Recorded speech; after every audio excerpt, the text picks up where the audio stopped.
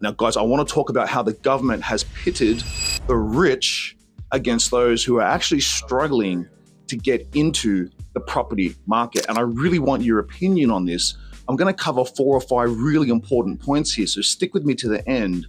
And at the end, drop a comment and let me know how you feel about this. Because for me, when I look back, when I was growing up, a kid out west in a housing commission area, having to compete against rich people for affordable property, potentially blocking me from entering the market forever, to me, just does not feel fair. But I absolutely want your take on it. This is extremely important because the number one predictor of wealth into the future is home ownership. In fact, Australia has more millionaires than any other country in the world per capita, and all of this wealth is tied up in property, predominantly in their owner-occupied home, the home that they live in. This is where all your wealth is. If you get to retirement and you're still renting, you are cooked. Hey everyone, it's Kuru here with another daily property update here at Freedom HQ in Sydney. Now guys, remember, this is your daily update on property, the economy, so that you can get closer to financial freedom. Make sure to hit the like and subscribe button so you can get your 3 to 5 minute update every single day so that you can be a property insider. So let's take a look at the government policy that's actually going to screw over people that are trying to get into the property market. Now, as you guys do know, over time, over the last 20, 30, 40 years, the levels of home ownership have been falling and the number of people renting has been increasing. And a lot of this has to do with affordability and the ability for people to be able to get into the market. So over the past 20 years, there have been a number of incentives to help first-time buyers get into the market, dropping stamp duties and different things like that. And I remember back in the year 2000, I actually jumped on board the very first home buyer assistance scheme to buy my first home. And that was a very big help for me and actually helped set me up financially over 2 decades ago now. And so what the government did recently is come up with a 5% deposit scheme. And this means that the government would become the insurer and would actually insure up to 15% of the value of a home, meaning that people could actually get into the market with just a 5% deposit and not have to pay any insurance, not have to pay any LMI, and not have to come up with a 20% deposit to get into their first home. Now, initially, they had income caps on who could use this, and they also had quite low price caps on the price of the property that you could buy that would qualify for a 5% deposit. And it was going to launch initially on the 1st of January 2026. Now, they brought that forward to the 1st of October to launch the 1st of October. The reason they did that, and guys, this is actually a tough one, because when you telegraph to the market that you're bringing in an incentive, property investors, analysts, and data scientists can then run that data and can say, hey, where and what areas will this policy impact? Let's start investing there now before the policy starts.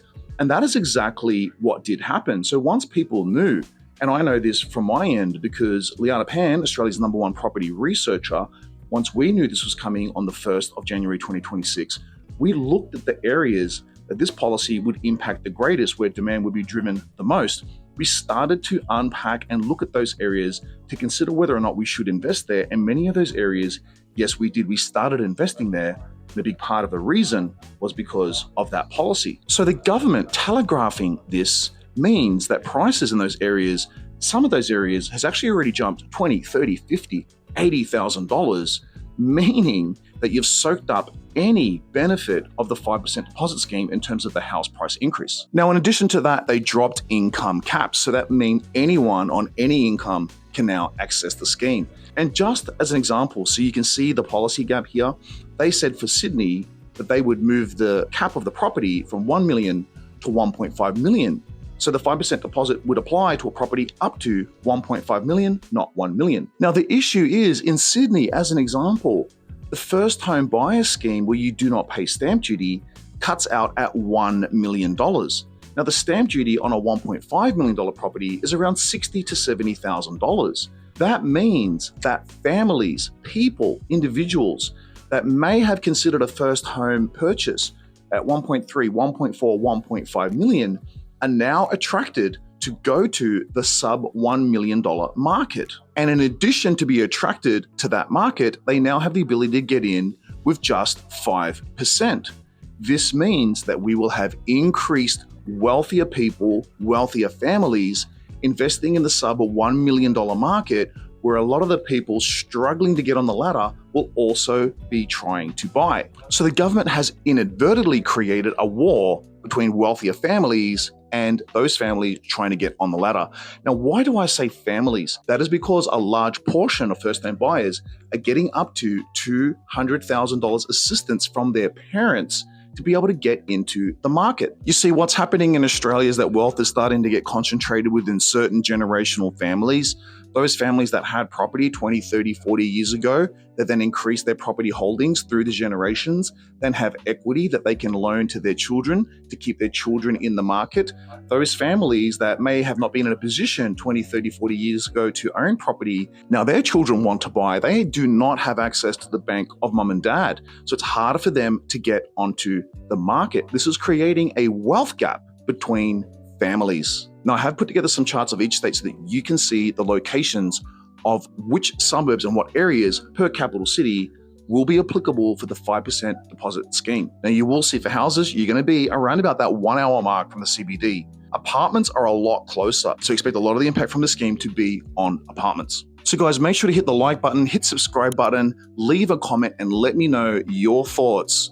Will this exacerbate the wealth gap? Will this pit families against families? Could this mean many families are priced out of the property market forever?